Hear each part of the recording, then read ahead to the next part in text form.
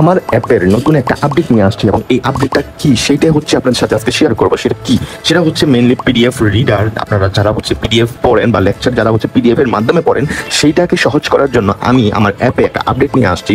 এটা হচ্ছে AI PDF reader. এখন এটা কি কাজ করে সেটাই বলবো। মেইনলি হচ্ছে আপনি আপনার পিডিএফকে এখানে অ্যাড করতে পারবেন। ওই অ্যাড করা পিডিএফটা হচ্ছে আপনি চাইলে এআই এর সাথে পড়তে পারবেন। কিভাবে এটা কাজ করে আসলে, আপনি এখানে এই পিডিএফটা ওপেন করবেন এবং ওইটার সাথে সাথে হচ্ছে আপনি আপনার এআইটাকেও সহজেই ব্যবহার করতে পারবেন। এখন নতুন কি আছে, এই জিনিসটা সব জায়গায় আছে। নতুন হচ্ছে আপনি চাইলে একটা পেজ ক্যাপচার করতে পারেন। লাইক আমি এখন এই জায়গাটা বুঝতে যাচ্ছি, আমি এখন বুঝতে পারছি না। সো আমি মেনলি কি করবো, এই একটা বাটন ক্যাপচার পেজ দিব, সে এখানে থেকে ক্যাপচার করে নেবে এবং আমাকে এই চ্যাট বারে অ্যাটাচ করে দিবে এবং আমি যদি ওর সাথে চ্যাট করি এবং এই ইমেজ অনুসারে সে হচ্ছে আমাকে আউটপুট দেবে। এখন কি শুধুমাত্র কি এইটাই অ্যাড করছে? এটা নতুন কি হলো? এটা অন্য কোথাও থাকতে পারে, হ্যাঁ অবশ্যই থাকতে পারে, কিন্তু নতুন আরও আছে। লাইক আমি যদি বুঝতে চাচ্ছি যে এই ইমেজটা কি, এই ইমেজটা আমার বোঝার ইচ্ছা হইলো যে আসলে জানতে চাচ্ছি, তাহলে নর্মাল বিষয়। সো আমি এখন এটাকে ক্যাপচার করবো কিভাবে? এখন ক্যাপচার ইমেজ দিলে তো সম্পূর্ণ পেজ চলে আসবে। সো এই জিনিসটাকে সহজ করার জন্য আমি নতুন একটা ফিচার অ্যাড করছি। সেটা হচ্ছে আপনি যখন শিফটে এবং মাউস দিয়ে ড্র্যাগ এন্ড ড্রপ করবেন, সুন্দর করে আপনি ক্রপ করতে পারবেন।